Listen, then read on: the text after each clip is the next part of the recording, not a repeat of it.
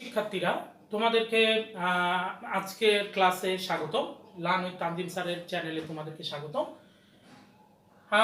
তোমাদের গত ক্লাসে চার্লসের সূত্র নিয়ে আসলে আমরা একটু ডিটেলস কথাবার্তা বলেছিলাম। আজকে আমরা চার্লসের সূত্রের অঙ্ক নিয়ে কাজ করব।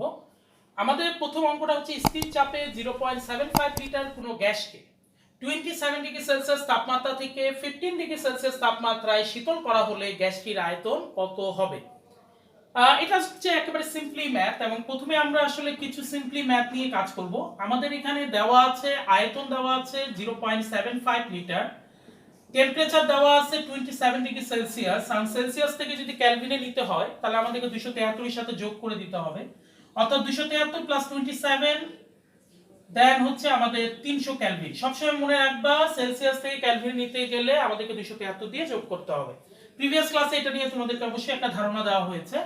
আমাদের পরবর্তী আয়তন কত যখন তার টেম্পারেচার হচ্ছে 15 ডিগ্রি সেলসিয়াস। 15 ডিগ্রি সেলসিয়াস মানে কত? 288 কেলভিন।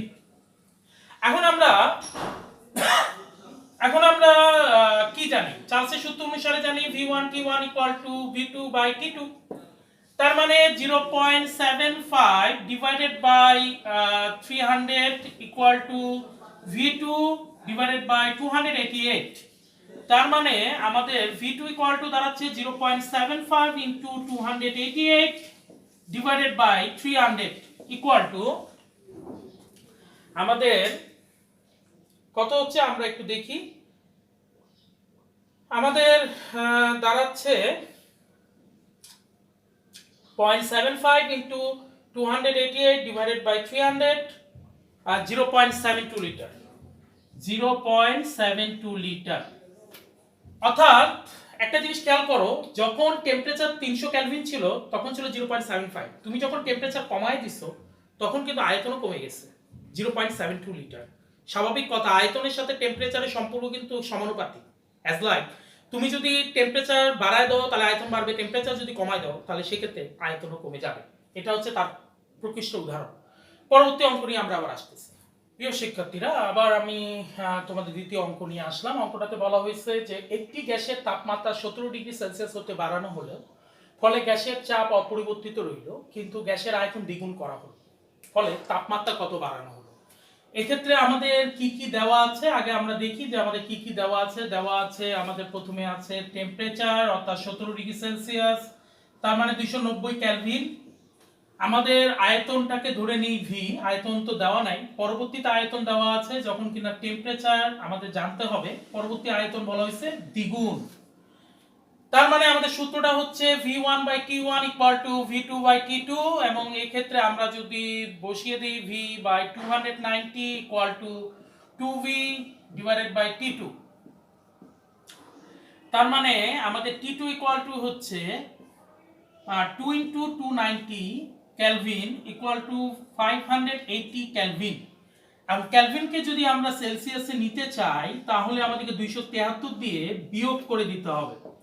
তার মানে দাঁড়িয়ে যাবে প্রায় 307 ডিগ্রি সেলসিয়াস। অর্থাৎ এতটুকু যদি আমরা 307 ডিগ্রি সেলসিয়াস 217 ডিগ্রি সেলসিয়াসের জায়গায় যদি 307 ডিগ্রি সেলসিয়াস করি তাহলে আয়তন যত ছিল আয়তনটা তার দ্বিগুণ হয়ে যাবে। প্রশ্ন হচ্ছে তাপমাত্রা কত বাড়ানো হয়েছে। তাপমাত্রা কত বাড়ানো হয়েছে এটা যদি আমরা বলি তাহলে তাপমাত্রা বাড়ানো হয়েছে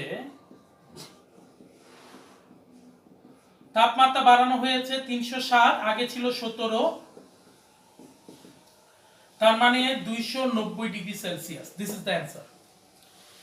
তার মানে আমাদের যদি 290 ডিগ্রি 17 ডিগ্রি সেলসিয়াসের জায়গায় যদি 290 ডিগ্রি সেলসিয়াস যদি বৃদ্ধি করা হয় তাহলে তার আয়তন দ্বিগুণ হবে। এটা একটা গুরুত্বপূর্ণ অঙ্ক, মনে রাখবা। চার্লসের এই অঙ্কগুলো আসলে আমাদের অবজেক্টিভের জন্য খুবই গুরুত্বপূর্ণ এবং অ্যাডমিশনের জন্য খুব গুরুত্বপূর্ণ।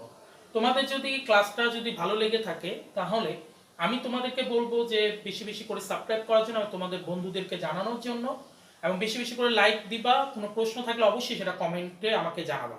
আমাদের প্রিভিয়াস ক্লাসগুলো দেখতে হলে আই বাটনে চাপ দাও, এছাড়া ডিসক্রিপশনেও আমাদের লিংক দেওয়া আছে। পরবর্তী অঙ্ক নিয়ে আমি আসতেছি। এই অঙ্কটা একটু বড় ধরনের অঙ্ক হয়ে থাকবে। প্রিয় শিক্ষার্থীরা, তোমাদের এটা একটা অঙ্ক দেওয়া হলো। এই অঙ্কটা আসলে খুবই গুরুত্বপূর্ণ। এই অঙ্কটা হচ্ছে তোমাদের লাস্ট অঙ্ক, চার্লসের সূত্রের অঙ্ক, যেগুলো আমি করাইলাম। 0°C তাপমাত্রায় একটি বেলুনকে 980 সেন্টিমিটার কিউব আয়তন পর্যন্ত ফোলানো হলো। এই আয়তন ওই বেলুনের সর্বাধিক প্রসারণ আয়তনের 8/7 বেলুনটিকে যদি 35°C নেওয়া হয় তাহলে বেলুনটি ফাটবে কিনা। খুবই গুরুত্বপূর্ণ অঙ্ক। আসলে আমাদের এখানে কি কি দেওয়া আছে আমরা এটা একটু বোঝার চেষ্টা করি। আমাদের এখানে প্রথমে টেম্পারেচার দেওয়া আছে গিভেন।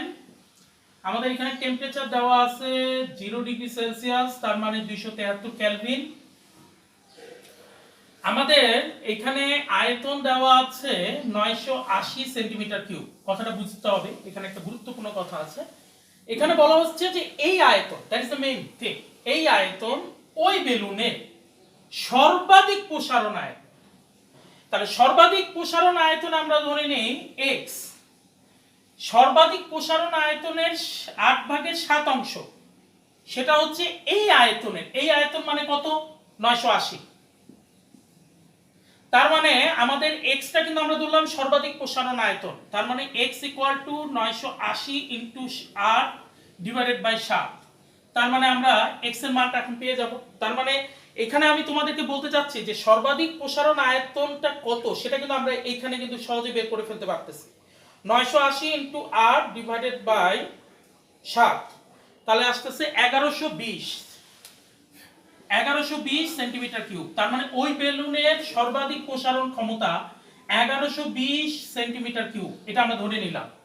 এখন প্রশ্ন হচ্ছে এই সর্বাধিক প্রসারণ সেটা সহ্য ক্ষমতা টেম্পারেচারের দিক থেকে কত, সর্বোচ্চ ক্ষমতা। অর্থাৎ সে বেলুনটাকে তুমি 1120 সেন্টিমিটার কিউব, তুমি সর্বোচ্চ যেমন ক্ষমতা তার আয়তন, সর্বোচ্চ টেম্পারেচার কততে তার ধৈর্য ক্ষমতা থাকবে, ওই টেম্পারেচারে পড়ে গেলেই দেখা যাবে সেই বেলুনটা ফেটে যাচ্ছে। সেটা আমরা এখন একটু বের করব। আচ্ছা, একটু তার মানে আমি বলতে চাচ্ছি আমাদের সূত্রটা হচ্ছে V1/T1 = V2/T2। এখান থেকে আমরা T2 টা বের করব।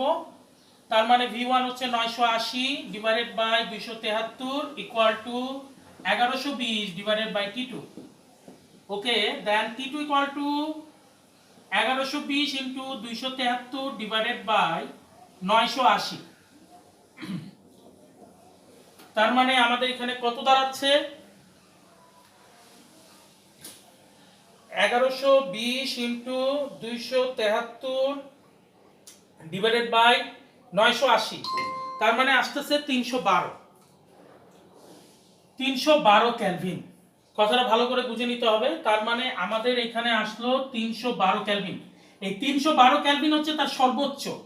আসলে 312 কেলভিন আমি যদি এখন তোমাদের কাছে বলি যে 312 কেলভিন মানে কত ডিগ্রি সেলসিয়াস, তার মানে T2 হচ্ছে 312, এটা হচ্ছে তার সর্বোচ্চ প্রসারণ ক্ষমতা। তার মানে 312 - 273। এখন আমরা যদি এটা ডিগ্রি সেলসিয়াসে নিতে চাই, তার মানে আমাদেরকে 273 যদি ডিগ্রি সেলসিয়াস নিতে চাই তাহলে আমাদের চলে আসতেছে 39°C। তাহলে তোমরাই বলো বেলুনটি কি 35°C ফাটবে? কেননা বেলুনটা তো সর্বোচ্চ টেম্পারেচারের সহ্য ক্ষমতাই হচ্ছে 39°C। তার মানে 39 এর উপরে গেলে সেটা ফাটবে। তাহলে আমরা কি 35 এ গেলে ফাটবে? কখনোই ফাটবে না। তার মানে এটা ফাটবে না, 35 এ এটা ফাটবে না।